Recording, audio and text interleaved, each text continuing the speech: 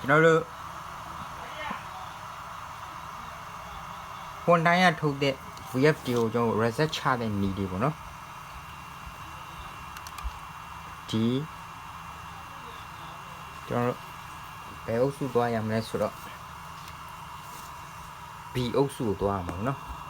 B အုပ်စုအခုဆိုရင် D အုပ်စုကနေ B အုပ်စုပြောင်းB အုပ်စုပြီးရင် under နဲ့အဲ့ထဲမှာနောက်ထပ်7နှစ်အုပ်စုသွားဒီမှာနော်လိုက်ရှာရေးထား B 7နှစ်1under အဲ့ဒါ0 1ပြောင်းလိုက်ပါနော်တန်ဖို့ပြောင်းလိုက်1ပြောင်းဒီဘက်က under ဒီဘက်ကနဲ့ under ဒါဆိုရင်လုံးဝ reset ချပြီးတာပဲနော်ပြီးတော့ပါဒါ reset ချတယ်နည်း